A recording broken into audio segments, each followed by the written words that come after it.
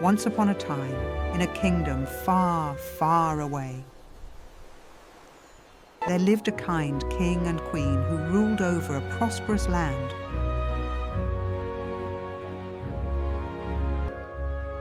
Filled with rolling green hills, sparkling rivers, and forests full of singing birds. The royal couple had everything their hearts could desire. Everything except the one thing they wished for most, a child to love and cherish. For many years, they prayed and hoped, until one magical day, their greatest wish came true. The Queen gave birth to a beautiful baby girl with rosy cheeks, golden hair as soft as silk, and eyes that sparkled like the morning sun. The king and queen were overjoyed beyond measure, and they decided to celebrate this precious gift. Thank you! With the grandest celebration their kingdom had ever seen. Invitations were sent throughout the land, and nobles, commoners, and friends from neighbouring kingdoms all gathered at the castle for the royal christening. The great hall was decorated with thousands of flowers, ribbons of gold and silver, and banners that danced in the gentle breeze. Musicians played the most delightful melodies, and tables overflowed with the most delicious treats imaginable. But the most special guests of all were the 7 good fairies who lived in the enchanted forest nearby. These fairies were known throughout the land for their wisdom, kindness, and powerful magic. Each fairy had been invited to bestow a magical gift upon the newborn princess, whom the king and queen had named Aurora after the dawn. The fairies arrived one by one, their wings shimmering with all the colours of the rainbow. They gathered around the baby's golden cradle, and one by one they granted their gifts. The first fairy waved her silver wand and said, I give you the gift of beauty. You shall be the fairest. The second fairy stepped forward and proclaimed,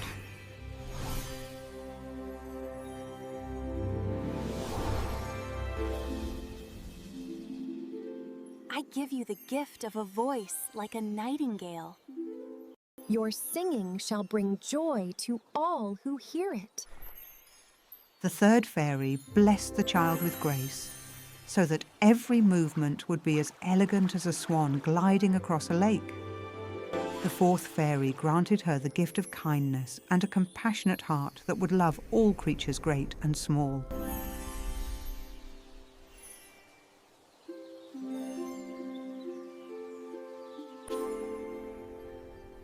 The fifth fairy gave her intelligence and wisdom beyond her years. The sixth fairy bestowed upon her the gift of joy, ensuring that happiness would follow her wherever she went.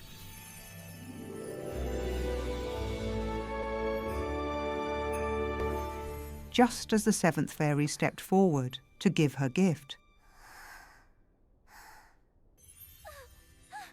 the great doors of the hall burst open with a thunderous crash.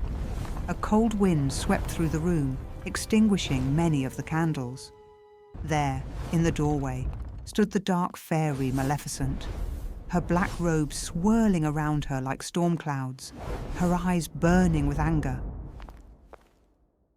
Everyone in the hall gasped and stepped back in fear. The king and queen had not invited Maleficent to the christening, for she was known to be cruel and wicked, and they had hoped to keep their celebration free from her dark presence. How dare you not invite me to the royal celebration? Maleficent's voice echoed through the silent hall. I, too, shall give the princess a gift. A special gift she'll never forget. Listen well, all of you. She raised her long, twisted staff. The princess shall indeed grow in grace and beauty, beloved by all who know her. Before the sun sets on her 16th birthday, she shall prick her finger on a spindle and die. With a terrible laugh that sent shivers down everyone's spine, Maleficent vanished in a cloud of green smoke, leaving behind only the echo of her wicked curse. The queen rushed to her baby and held her close, tears streaming down her face. The king stood frozen with horror. The guests whispered anxiously among themselves, wondering what could be done to save the princess. Then the seventh fairy, who had not yet given her gift, stepped forward. Though she was young and small, her voice was steady and brave.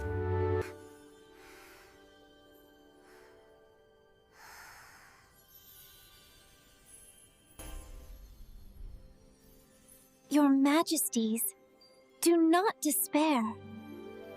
While I do not have the power to completely undo Maleficent's curse, I can soften it. The princess shall indeed prick her finger on a spindle, but she will not die. Instead, she shall fall into a deep sleep. A sleep that can only be broken by true love's kiss. While this news brought some comfort to the king and queen, they were determined to protect their daughter from even this fate. The king immediately ordered that every spinning wheel in the kingdom be destroyed. Soldiers went from house to house, from village to village, collecting every spindle and burning them in a great bonfire.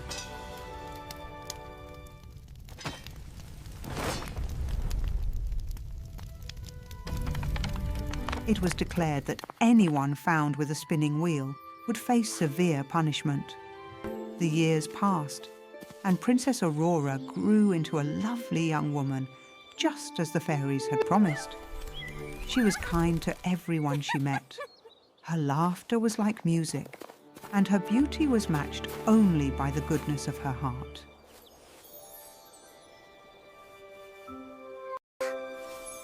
To keep her safe, the three youngest fairies took Aurora to live in a small cottage deep in the forest, where they raised her as their own daughter. They called her Rose and kept her true identity secret, even from the princess herself.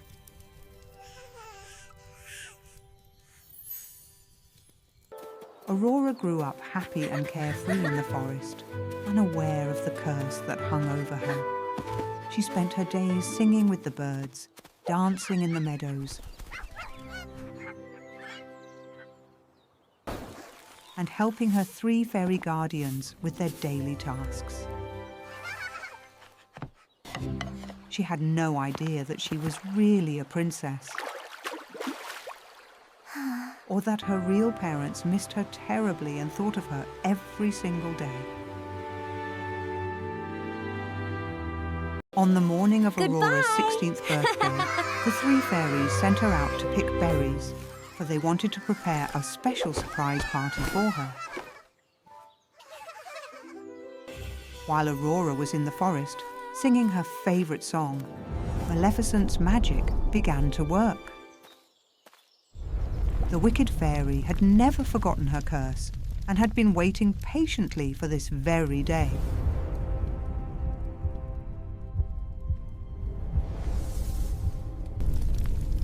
As if in a dream, Aurora found herself drawn back to the castle, which she had never seen before.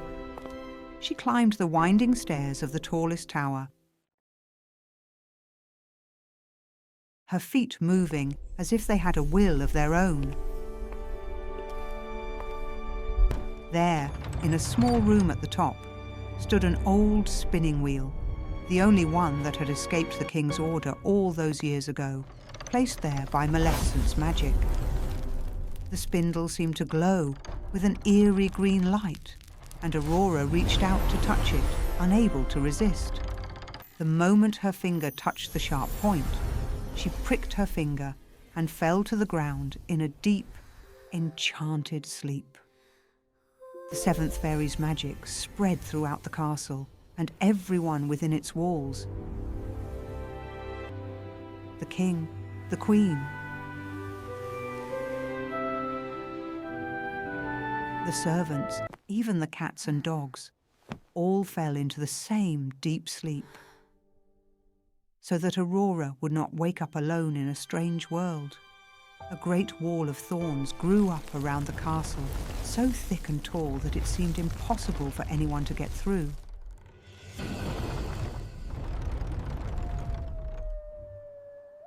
Years passed, and the story of the sleeping princess spread far and wide.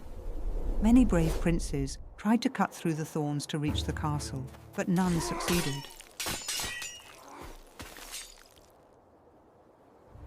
100 years later, a brave and kind prince from a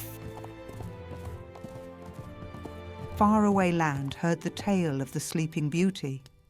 Unlike the others, he came not for glory or treasure, but because his heart was touched by the sad story of the princess who slept alone.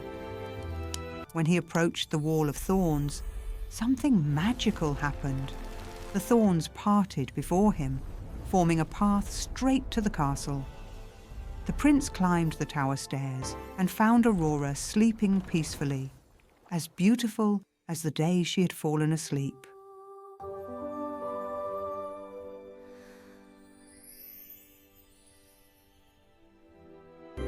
Moved by her beauty and grace, he knelt beside her and gently kissed her forehead. Instantly, Aurora's eyes fluttered open. Throughout the castle, everyone began to wake from their long sleep. The king and queen rushed to the tower, and there was great rejoicing when they were reunited with their beloved daughter at last. The prince and Aurora fell deeply in love, and soon they were married in a grand celebration that lasted for 7 days and 7 nights. Maleficent's power was finally broken, and she was never seen in that kingdom again. Princess Aurora and her prince lived happily ever after, ruling their kingdom with wisdom and kindness. And the kingdom knew peace and prosperity for all their days.